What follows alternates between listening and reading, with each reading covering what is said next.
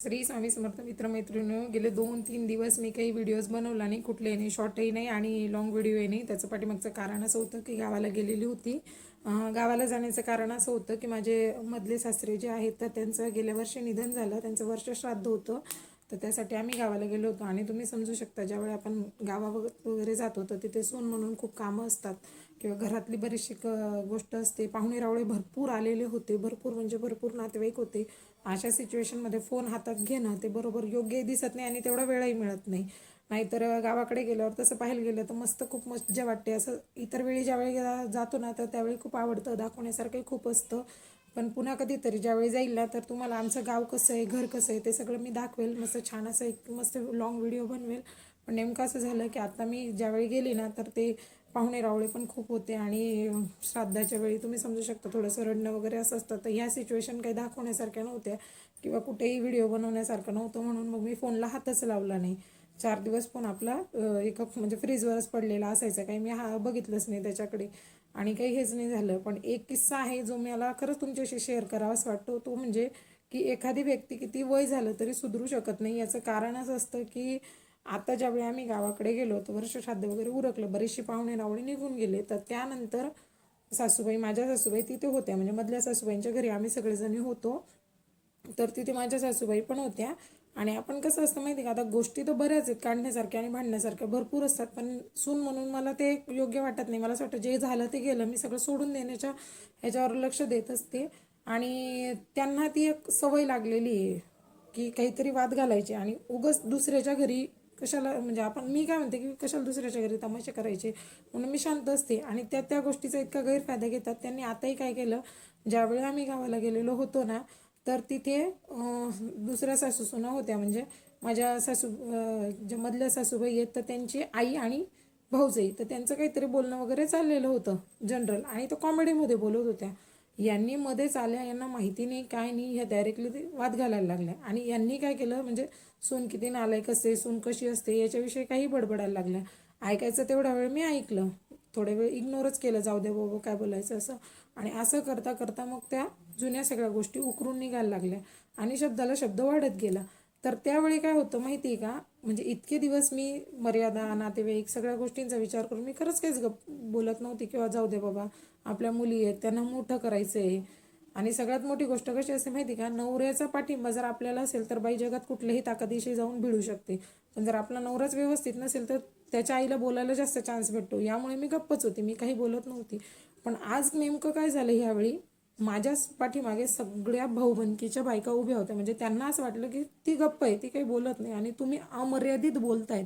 बरं, विशेष म्हणजे असं आहे की त्यांना ज्यावेळी आम्ही आधीही गेलो होतो त्यावेळी त्यांना सर्व नातेवाईकांनी बजावलेलं होतं की तुझ्या मुलांची चूक असते, तुझे मुलं व्यवस्थित नाही आहे, तू जरा तोंड आवरून बोलत जा, तुला बोलण्याचं हे नाही, तारतम्य नसतं. म्हणजे वय झालेलं आहे पण सोय आली नाही. आणि हे बोलणारे दुसरे तिसरे कोणी नव्हते, तिचेच नातेवाईक होते, म्हणजे माझ्या सासूचे जे नातेवाईक आहेत ना तेच तिला सांगत होते.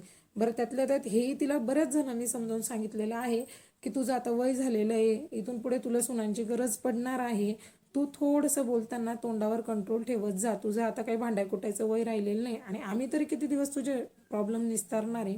तू आता मुलांचं थोडंसं विचार कर, पुढे जाऊन तुला सुनांची गरज पडणार आहे, तू थोडंसं तसलं सगळं तर जाऊ द्या मरू द्या. पण त्यांच्यात आजही तो ॲटिट्यूड आहे, बोलणं भांडणं, अरे बापरे. आणि आता तर विशेष म्हणजे ज्यावेळी त्या बोलत होत्या ना तर त्यावेळी अख्खीच्या अख्खी भाऊबंदकी बघत होती की त्या काय बोलतायत, कसं बोलतायत, त्यांचं बोलण्याची काय म्हणजे भाषा कशी आहे.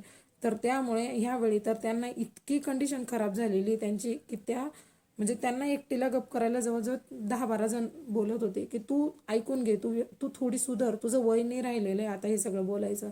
त्यांच्या ज्या काही चुलत भाऊबंदकीतल्या जावा वगैरे होत्या, मोठ्या ज्या त्यांच्यापेक्षा आहे, त्या इतकं त्यांना समजवण्याचा प्रयत्न करत होत्या की तू सुधरून जाय, तू सुनांना हे कर, कारण हेच करून करून आहे ना तू तुझ्या दोन्ही मुलांच्या संसाराचं पार वाटोळं लावलेलं आहे. तुला लाज नाही वाटत आहेत का, तुला स्वतःचं काही वाटत नाही का. म्हणजे मला आहे ना आश्चर्य वाटत होतं आणि खरं तर वाईटही वाटत होतं की कोणीतरी आपल्याला इतकं बोलतंय, इतकं आपल्याला ह्या वयात आल्यावर आपल्याला समजवतोय, तरी खरंच समजून घेऊ नये का बरं. त्यांना का बरं असं वाटत नाही.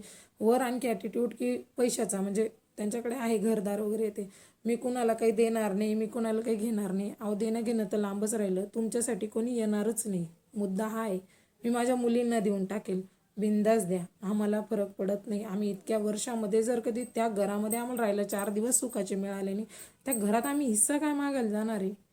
काय आम्हाला वाटणार आहे की त्या घरामध्ये जाऊन राहावं? आज कुठलंही कार्य राहिलं, काही जरी काम असलं तर आम्ही चुलत सासूंच्या घरी जातो, पण आमच्या स्वतःच्या सासूच्या घरी जात नाहीत. का बरं नसतील जात बरं?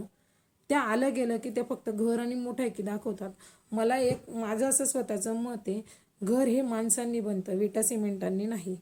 असेल ना तुमच्याकडे खूप मोठं 4 रूमचं घर आहे, पण त्या घरामध्ये 4 डोके नाही आहेत राहायला. तुम्हाला एवढे सुंदर एवढे नातवंड आहे, पण तुम्हाला हाक मारायला, आजी हाक मारायला कोणी नाही आहे. आताही ज्यावेळी मी गेली ना तिथे गावाला, तर त्यावेळी ज्या चुलत सासूबाई असतील किंवा आणखी दुसरे जे नातेवाईक आहेत, त्यांनी पोरींना पटकन जवळ केलं. कसे आहेत, काय आहेत विचारलं, त्यांना पोरांना विचारलं का रे बाबा काय म्हणजे बरे आहेत का, त्यांना लाड लावले, त्यांचं जीव जवळ घेतलं. ह्या एक कोपराच धरून बसल्या, यांनी पोरांना जवळ घेतलंच नाही. आणि हीच सगळ्यात गोष्ट ही इतर दुसऱ्याही नातेवाईकांना खूप खटकली. त्यांचं नेहमीचं तेच म्हणणं होतं की कितीही नाही म्हटलं तर ही आपल्या मुलाची मुलं आहेत. म्हणजे एक नसतं का की मुद्दलीपेक्षा व्याज गोड लागतं म्हणतात गावाकडे. आता आमच्या गावाला बरेच जण असे म्हणायला लागले होते की दुधापेक्षा दुधाची साय गोड लागते. तर ह्यात आपल्या नाती आपलं रक्त आहे आणि तू त्यांना जवळ घेत नाही, तू त्यांना जराशी बोलली नाही, काही नाही, किंवा पोरांना काही खायला प्यायला घेऊन दिलं नाही, समोरच दुकान होतं घराच्या, का बरं केलं नाही? पण त्यांना काही फरक नाही. त्यांना फक्त म्हणजे त्या आहेत ना, जागा बघत नाही, वेळ बघत नाही, आणि त्या अशा तयारीतच येतात. म्हणजे त्या 2 दिवस फक्त शांत का बसल्या की त्यांना ते भांडणं काढायचे होते, पण त्याने आतल्यात असं साठवून ठेवलेल्यासारखं. आणि शेवटी जाताना त्यांनी वाद घातलेच, त्या भांडूनच गेल्या, त्यांनी जागा बघितली नाही.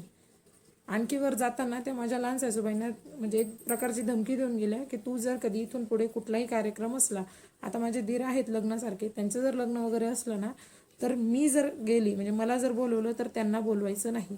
त्यावेळी त्यांना अख्ख्या भाऊबंदकीने सगळ्यांना सांगून ठेवलेलं आहे की ती सून आहे, तिला बोलवणं गरजेचं आहे. तुला यायचं का नाही यायचं तू ठरव म्हणे, तुझी मर्जीने. ती सून आहे, तिला तर बोलवावंच लागेल, घरची मोठी सून आहे. कारण की आम्हालाही लोक नावं ठेवतात ना की घरच्या दोन्ही सुना का नसतात, लग्न कार्यात का बरं येत नाही, का बरं त्यांना कळवलं जात नाही, त्यांच्यापर्यंत का असे ते पोचवलं जात नाही की आपल्या घरचं काय. म्हणजे ज्यावेळी माझे लहान सासरे वारले त्यावेळेला माझ्या मोठ्या जावेला माहितीच केलं नाही की ते ऑफ झालेले आहेत. मग इतकं ॲटिट्यूड असतो का? नाही तर त्या ताई पण आल्या असत्या नक्की 100%. मला कळलं, मी जशी गेली इथून धावत पळत, तशा त्याही आल्या असत्या, पण त्यांना सांगितलंच गेलं नाही, त्यांच्यापर्यंत निरोपच गेला नाही.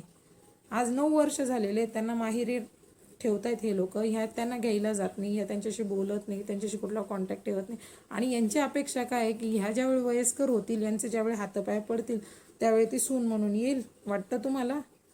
करतील त्या. ह्या म्हणतात की मी कुठलं म्हणजे बांड्या कुत्र्यांना उभं करणार नाही. अहो बांड्या कुत्र्यांचं तर लांब राहिलो, तुम्ही पैसे देऊन बोलवलं तरी कोणाची जायची तयारी नाही. तुम्ही स्वतःची जी व्हॅल्यू आहे ना, स्वतःची जी किंमत आहे ना, ती डाऊन करून ठेवलेली आहे. ठीक आहे चला उद्या आम्ही तुमचं काही करू, पण मनापासून नाही करू शकणार, कधीच नाही. कारण की आम्हाला तुम्ही काय दिवस दिलेत, आमच्या संसार मोडण्यासाठी तुम्ही किती पुढाकार घेतलाय, आम्हाला आमच्या संसारातनं वेगळं करण्यासाठी, आमच्या मुलांपासून त्यांचा बाप तोडण्यासाठी, आम्हाला आमच्या नवऱ्यापासून बाजूला ठेवून तुम्ही किती तरफडा केलेला, किंवा तुम्ही कुठल्या स्थळाला जाऊन पोचलेले आहेत ना, कुठल्या थरापर्यंत तुम्ही दाखवून दिलेली की तुम्ही कशा वागू शकतात. हे वागल्याच्या नंतर आमच्याकडनं तेवढी अपेक्षा ठेवूच नका की आम्ही तुमच्या करायला येऊ तिथपर्यंत. नाही येऊ शकत, नाही जाणार. आणि ठीक आहे चला समाजाच्या धाकाने गेलो पण की सासू आहे आपल्याला तिचं करायचं आहे, तरी मनापासून सेवा नाही होणार, ही गोष्ट तर नक्कीच आहे. म्हणजे ज्यावेळी एखाद्या परक्या स्त्रीला जरी समोर बघितलं ना तर तिची दया येईल, तिच्याविषयी आपण करून घेऊ, पण कदाचित त्यांच्याविषयी येणार नाही. कारण ही गोष्ट मनातल्या त्या कोपऱ्यात जे यांनी दिलेले दुःख आहेत ना, ते कधीच विसरू शकणार नाही, कधी नाही. यांनी लावलेला शब्द नाही विसरता येणार आम्हाला, यांनी दिलेला बाट नाही कधीच नाही करणार. की ह्या आमच्या संसार मोडण्यासाठी यांनी कुठल्या लेवलला गेलेले आहेत, यांनी काय काय मुलांना कानं भरवलेली आहेत, कधी नाही विसरणार किती काही झालं तरी. ह्या आम्हाला म्हणतात की आम्ही यांच्या शेवटच्या दिवशी आम्हाला उभं नाही करणार, असं आमची मनाची इच्छाच नसणार आहे, तयारीच नसणार आहे तुमच्यापर्यंत येण्याची. मला माहिती आहे मला कदाचित तितका राग व्यक्त करायला नाही पाहिजे, ते चांगलं नाही आहे, पण सध्या काय होतं माहिती का, असं आतल्यात दाटलेल्यासारखं होतं. हे लोक वागून तर मोकळे होऊन जातात, आपल्या डोक्यात तीच गोष्ट भरत फिरत असते. त्यामुळे असं वाटलं की कुठेतरी मन मोकळं करावं म्हणून हा व्हिडिओ बनवला. काही चुकलं असेल तर प्लीज माफ करा.